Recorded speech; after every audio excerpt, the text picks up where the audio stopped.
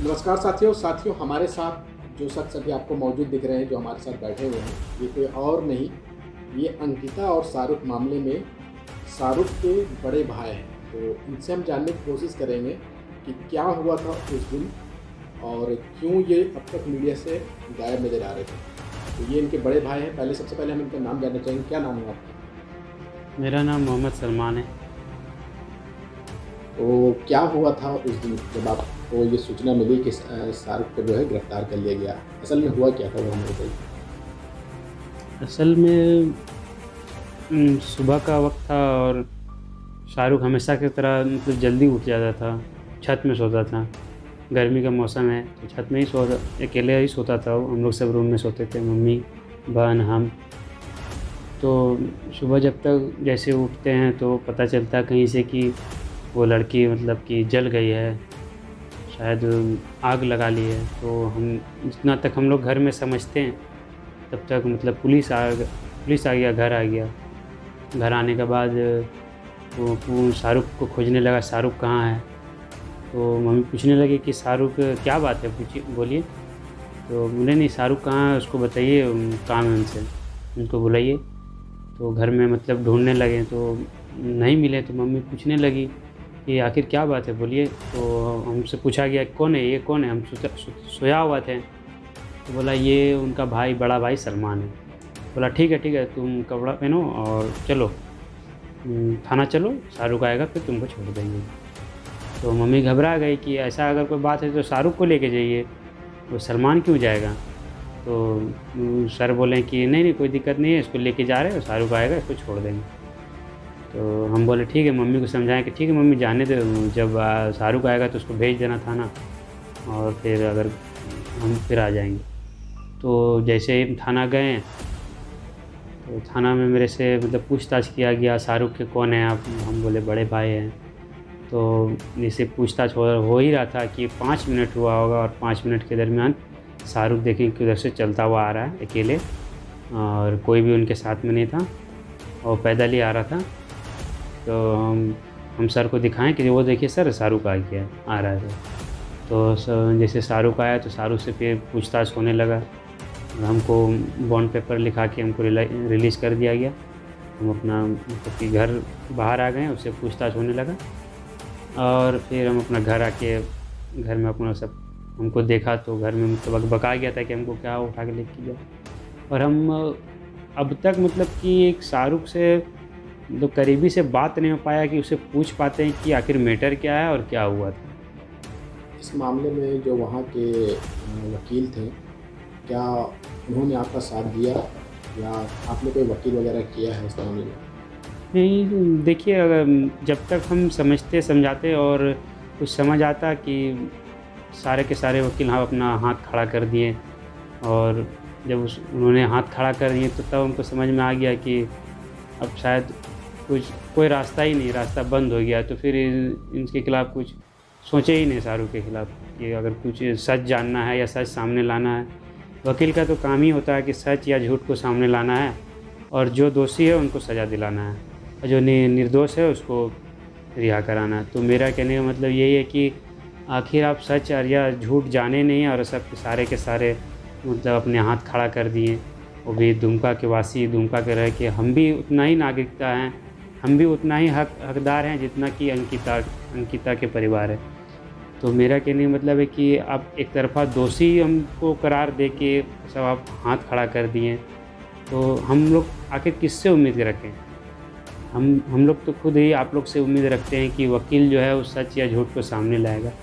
मान लिया गया कि शाहरुख अगर दोषी है, तो हम खुद बोलते हैं अगर शाहरुख दोषी निकलता है या फिर साबित हो जाता है, तो अगर फांसी, आप लोग फांसी की मांग कर रहे हैं ना, फांसी से अगर बढ़ कर के कोई सज़ा है तो वो सज़ा उसको दीजिए।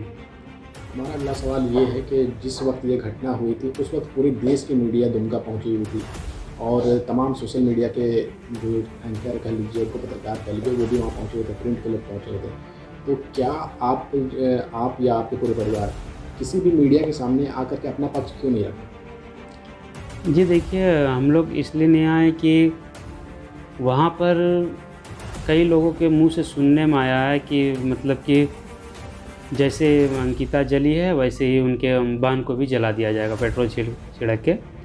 तो सबसे पहले जैसे ही सुने तो अपना बहन को पहले साइड किए, पूरा आउट ऑफ धुमका कर दिए। फिर पता चला कि नहीं लेडीज़ का भी खतरा है, तो हम अपना मम्मी को भी मतलब कि साइड कर दिए ताकि लेडीज़ में कोई ऐसा खतरा ना बना रहे। तो जैसे ऐसे मीडिया जिस तरह मतलब वहाँ दिखाया जा रहा था, जिस तरह वहाँ माहौल ख़राब किया जा रहा था, धार्मिक इसको मतलब बनाया जा रहा था, हिंदू मुस्लिम के नज़रिए से देखा जा रहा था, तो हमको भी लगा कि हमको वहाँ रहना सही नहीं रहेगा, इसलिए हम वहाँ से दुमका से साइड हो गए ताकि ऐसा कुछ मामला ना आए।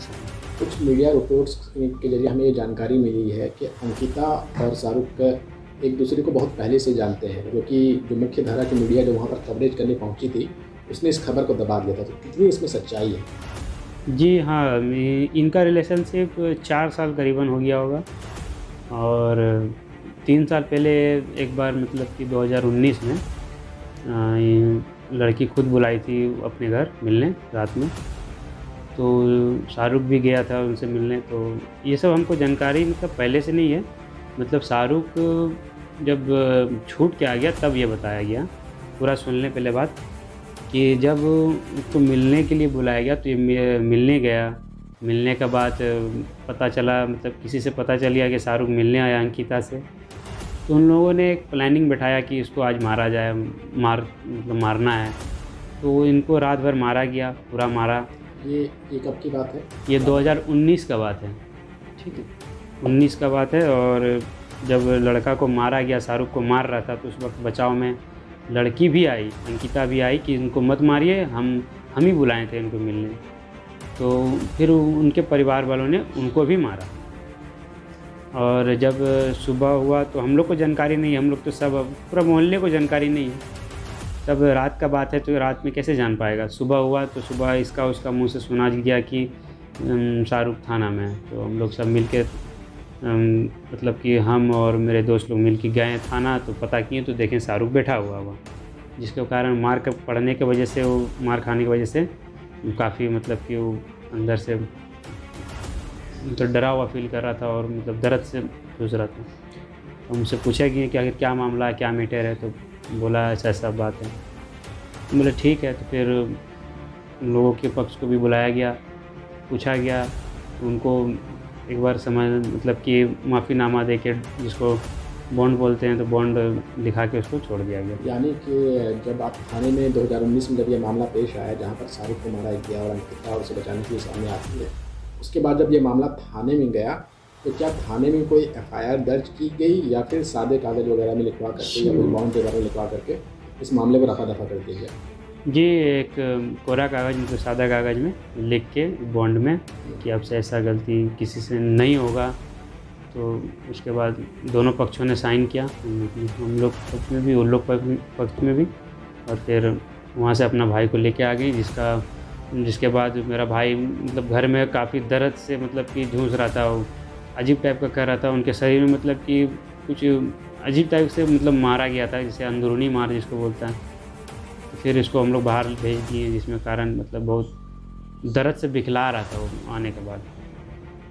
तो उसको बाहर भेज देने के बाद फिर कुछ दिन बाद वो ठीक होने लगा, दवा हुआ। तो फिर आपके परिवार में आपके घर के मुखिया कौन है और आपका घर कैसे चलता है, कौन चलाता है, ये थोड़ी जानकारी हमें दें। देखिए, घर का तो सबसे बड़ा हम ही है, मम्मी, बहन और जो शाहरुख था, सबसे बड़ा अभी हम ही है। सबको लेके चलते हैं हम ही हैं सब, बस जो है हम ही हैं उनका। हम मैकेनिक है, बाइक मैकेनिक है, बाइक मैकेनिक का काम करते हैं, बाइक का काम करते हैं। उसी से जितना होता है बन पाता है, उसी से हम लोग सब चलते हैं। आपके पिता? मेरे पिता एक्सपायर कर गए हैं, मतलब आज से 16 से 17 साल पहले। तो अभी तक आप लोग कहाँ रहते हैं और आपका गार्जियन मतलब कौन था इस वक्त? जी, पहले कहाँ रहते थे? पहले अपने गांव में रहते थे। जब पापा एक्सपायर कर गए फिर मामा लोग बोले कि चलो तब यहाँ पर कि क्या मतलब कि बात की गई अंकल से। तो अंकल लोग का भी उस तरह परिस्थिति नहीं था कि हम लोग को रख पाए। कि फिर हम लोग मामा लोगों ने चलो वहीं रहेंगे। फिर बचपन से हम लोग को पाल पोस के बड़ा किया, उनका पढ़ाई लिखाई हम लोग का सब मामा लोग थे। अभी सोशल मीडिया के ज़रिए हमें खबर मिली है कि इस मामलों को लेकर के कुछ एक्टिविस्ट जो हैं वो आपके साथ खड़े हो रहे हैं, तो क्या आपको उन एक्टिविस्टों के ऊपर भरोसा है जो आपके पक्ष में हैं? आपके पक्ष में नहीं कहेंगे, उनका कहना है कि वो अंकिता को इंसाफ दिलाने के लिए ये लड़ाई लड़ रहे हैं, तो क्या आपका उन लोगों के ऊपर भरोसा है जो जी आपकी बिल लड़ाई लड़ेंगे? जी बिल्कुल।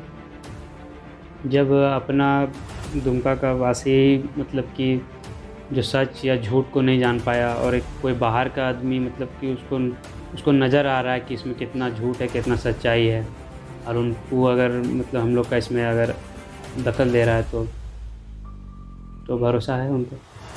तो साथियों, ये थे शाहरुख के बड़े भाई जिनसे हमने बात किया कि क्या हुआ था उस दिन घटना और किस प्रकार से ये पूरी घटनाक्रम हुआ, इनके बारे में जानने की कोशिश भी की।